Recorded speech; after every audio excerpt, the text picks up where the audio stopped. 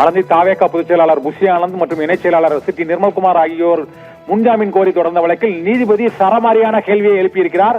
தாவேகா கட்சியை பார்த்து என்ன கட்சி இது என்றும், மனிதனால் உருவாக்கப்பட்ட பேரழிவு கரூர் நெரிசலில் நிகழ்ந்திருக்கிறது என்றும், நீதிமன்றம் கண்மூடி எப்போதும் வேடிக்கை பார்த்து கொண்டிருக்கிறது என்றும் கடுமையான எச்சரிக்கையை நீதிபதி ஜோதிராமன் மதுரை உயர்நீதிமன்ற கிளையில் முன்ஜாமீன் கோரிய மனு மீதான விசாரணையின் போது பிறப்பித்திருக்கிறார். ஒரு கட்சியை இது என்ன கட்சி என்ற கேள்வியை அங்கு நீதிபதி ஜோதிராமன் எழுப்பியிருப்பதுடன், கரூரில் மனிதனால் நிகழ்த்தப்பட்ட மிகப்பெரிய அழிவு, பேரழிவு என்று அவர் கூறியிருக்கிறார்.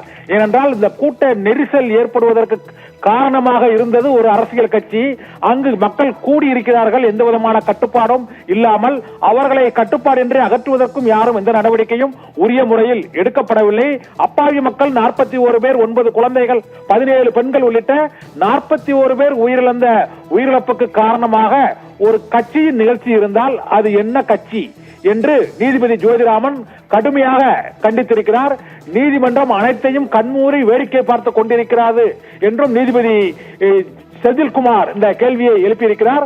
அரசியல் கட்சிகளின் ரோட் ஷோ நிகழ்ச்சிக்கான வழிகாட்டு நெறிமுறைகள் கடைபிடிக்கப்படுகிறதா? அரசியல் கட்சிகள் அதை பின்பற்றுகின்றனவா? காவல்துறை அதை கண்காணிக்கிறதா என்று பல்வேறு கேள்விகளை எழுப்பி முன்ஜாமீன் கோரிய மனு மீதான தீர்ப்பை ஒத்திவைத்திருக்கிறார். இதனால் தாவேகாவின் பொதுச் செயலாளர் புஷி ஆனந்த் கைதாகிறாரா? தாவேகாவின் இணைச் செயலாளர் சிட்டி நிர்மல்குமார் கைது செய்யப்படுவாரா? முன்ஜாமீன் மனு நிராகரிக்கப்படுமா அல்லது அவர்களுக்கு முன்ஜாமீன் வழங்கப்படுமா என்ற கேள்வி எழுந்திருக்கிறது. இருந்த போதிலும் நீதிபதியின் கண்டிப்பும் அவருடைய எச்சரிக்கையும் மிகுந்த கடுமையான முறையில் இருக்கிறது. கட்சியை என்ன கட்சி இது என்று கேட்டிருக்கிறார். மனிதனால் உருவாக்கப்பட்ட பேரழிவு என்றும் அவர் அந்த சம்பவத்தை அவர் வேதனையோடு குறிப்பிட்டிருக்கிறார்.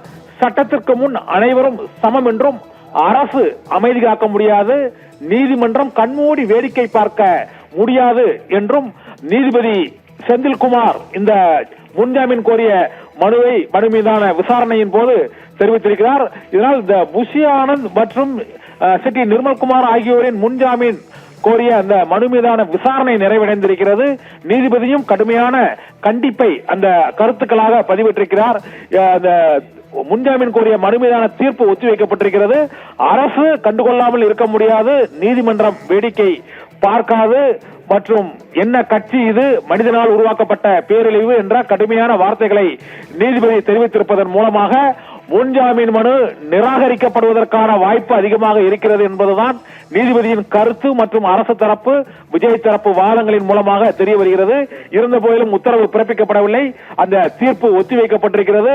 முன்ஜாமீன் மனு மீதான அந்த நிபந்தனைகள் மீதான 11 நிபந்தனைகள் விதிக்கப்பட்டன. ஆனால் 2-3 நிபந்தனைகளை மட்டுமே தமிழக வெற்றி கழகம் கட்சியின் நிர்வாகிகள் ஏற்றுக்கொண்டனர் என்றும் கூறியிருக்கிறார். மேலும் புஷி ஆனந்த் தரப்பில் வாதிடப்பட்ட போது, நான் இந்த நிகழ்ச்சிக்கு ஏற்பாடு செய்யவில்லை, ஏற்பாடு செய்தவர் கரூர் மாவட்ட செயலாளர் மதியழகன் தான், அதனால் என் மீது எந்த விதமான நடவடிக்கையும் எடுக்கக்கூடாது என்ற கருத்தையும் அவர் கூறியிருக்கிறார். விபத்து ஏற்படுத்திய விஜயின் வாகன ஓட்டுநர் மற்றும் அந்த வாகனம் பறிமுதல் செய்யப்பட்டதா என்ற கேள்வியையும் எழுப்பியிருக்கிறார்.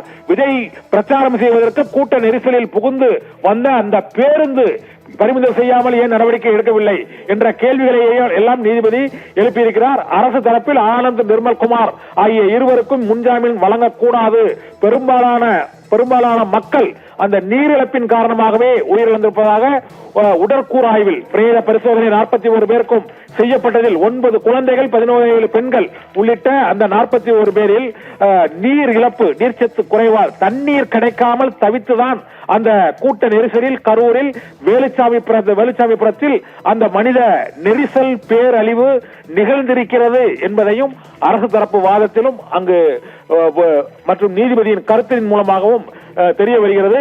பொறுப்பற்ற தன்மையால் 41 பேர் உயிரிழந்திருக்கிறார்கள். அந்த பொறுப்பற்ற தன்மைக்கு காரணமான புஷி ஆனந்துக்கும் நிர்மல்குமாருக்கும் ஜாமீன் வழங்கவே கூடாது என்று அரசு தரப்பில் கடுமையான எதிர்ப்பு எழுப்பப்பட்டிருக்கிறது. ஆனால் அரசுதான் பொறுப்பற்ற தன்மையில் நடந்து கொண்டிருக்கிறது, காவல்துறையினர் இந்த குறுகலான பாதையில் அனுமதி அளித்ததுதான் காரணம் என்று புஷி ஆனந்த் மற்றும் நிர்மல்குமார் தரப்பில் வாதிடப்பட்டது. இருதரப்பு வாதங்களையும் கேட்ட நீதிபதி தான் இந்த மனித பேரழிவுக்கு யார் பொறுப்பேற்பது என்ற கேள்வியையும் அவர் எழுப்பியிருக்கிறார்.